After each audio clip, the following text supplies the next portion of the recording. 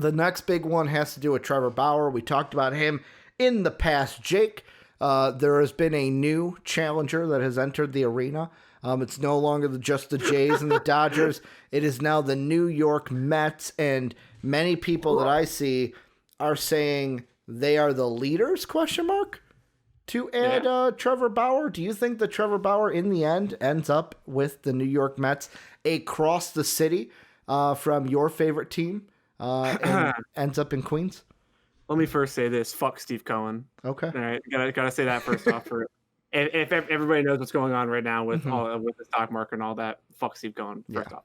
Second off, I don't really understand the Mets. I get the Mets with Trevor Bauer, but I don't really understand. I've made my opinion pretty clear on Trevor Bauer. I think he was a good number 2 to number 3 for the Mets career. He balled out in a shortened season, and now people want to pay him close to Garrett Cole money. The reports are it's not over Garrett Cole's AAV, which thank God, because if somebody was going to pay Trevor Bauer $37 million plus a year, we're going to have some discussion with some general managers in a few years.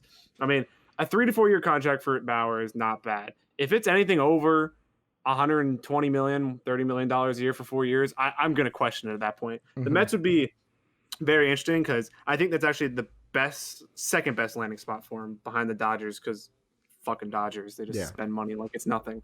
The Mets with DeGrom, the best pitcher in Major League Baseball, at the 1, and then Trevor Bauer at the 2.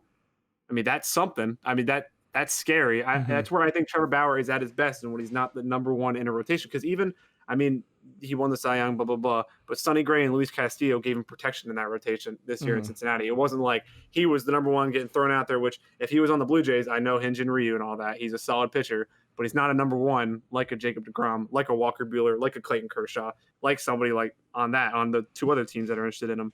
So I don't know. The Mets, I guess they're just, fuck it, let's spend more money at this point. And with not getting Springer, I think the Dodgers are the best landing spot for him because, I mean, I wish I was a Dodgers fan at this point because it's just like, oh, there's a free agent. Oh, yeah, we're interested. It's interesting with them. I'm going to be interested more not where he lands, but how much money he gets because especially in this offseason where contracts seem to be a little bit dimmed down, besides George Springer getting $150 million.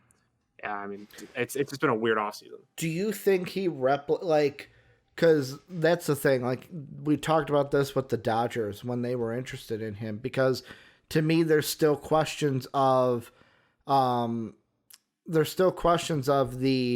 Darvish as well, where it's these guys where they had great seasons last year, they were in the Cy Young race. Like my question with Bauer, and this is just in general, is can he replicate what he was able to do last year? That like lightning in a bottle season that it seemed like he had, that it seemed like Yu Darvish had. Like, can both of them replicate that? Or is this going to be something where he had a lightning in a bottle season, somebody like the Mets or the Dodgers? I agree with you. If I am Bauer myself, I'm picking the Dodgers over the Mets based on one reason. And Dave says this about the Miami Heat all the time, is the Dodgers can kind of do the Pat Riley syndrome of look at well, in this case, look at the ring that I have on my finger, and look at the World Series appearances that I've had recently, the NLCS appearances. What the Mets say, hey, well, we went in 2014, right? Or was it 2015? One of the two. The Mets were 2015. Like, hey, we went to the World Series that year and lost. Throw your hands up. Like, and that's not me ragging on the Mets, because I would like the Mets to be good, even though that year I was like, fuck the Mets, because they were playing the Cubs in the NLCS. I just feel like if I'm Bauer, I'm going with the Dodgers. They have the more, like, if I want to go to a contender, that's where I'm going, because sadly the Blue Jays are out because they're up and coming and they haven't had the same style of success. But like, same thing with the Mets. It's like, where have you been lately? To where, I know your bullpen is, or not your bullpen, your rotation is ridiculous, but the Dodgers are actually going to the World Series, not just making it to the playoffs sometimes, and sometimes not even making it to the playoffs. Well, yeah, JD mentioning Chris Bryant, Ricky. Wink, we will talk about Chris Bryant when I am emotionally stable enough to talk about Chris Bryant. Okay, JD? I do want to point out RSJ saying the Dodgers' largest free agent signing since the Friedman era started is Pollock. Okay, you can say that, but they went out and got Manny Machado in a trade. Didn't sign him, but they went out and got him. It's not. I should rephrase that. When there's a player available and they are superstar Either caliber, trade or free agency. yes, and they just signed Mookie Betts to a 12-year. I don't even remember how much money. A lot of money After trading for him. Yeah, so don't tell me that they don't. That's not its old take. They spend ridiculous amount of money. So. Trevor Bauer. Wait, what were we even talking about? I was just saying that like I don't see why he would sign with the Mets. The Mets. There was and then can he replicate his Cy Young performance?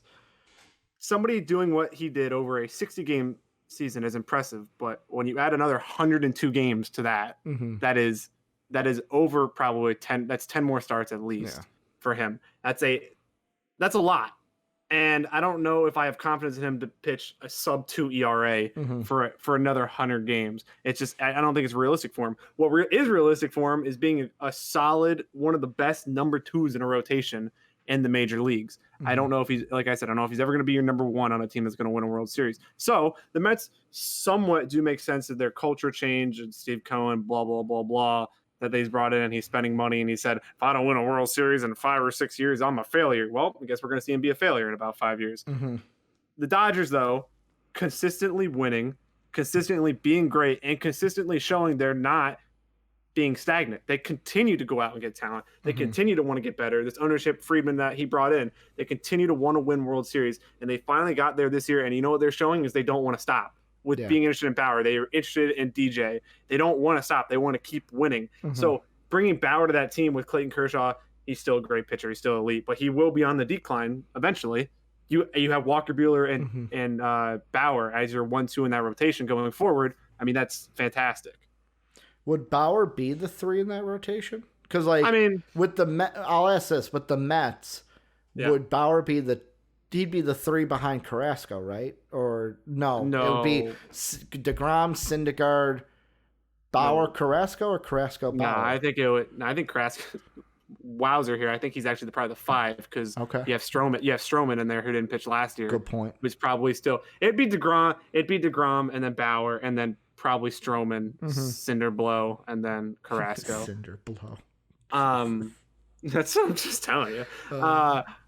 I mean, with the Dodgers, it doesn't even really matter. You just throw out Walker Buehler, Clayton Kershaw, and Trevor Bauer on a 1-2-3, and good fucking luck. Yeah. At that point, I mean, either team is going to be good. I just think it's very hard to not want to go to the Dodgers as a player and as a coach or whatever. They just have a consistent winning culture, and I know they only won one of the World Series, but they're there every single year. So it'd be hard to say no to them. I think Bauer probably wanted the Padres originally. But the Padres are smart, and they said we don't want to spend that much money. We'll just go get Darvish and Snell. Because did they back out before they got those 2, or they backed out after? I don't know. There was never actually declared interest from them. Okay. So, I mean, there definitely probably was, but it just never, I don't think it ever came to a contract offer. Yeah.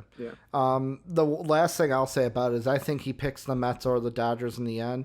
Like I said, Dodgers over the Mets, only because with the Jays too, that I'm going to throw in there is maybe this is an old baseball take from me, but how many times have we seen a pitcher go from the NL to the AL and get rocked?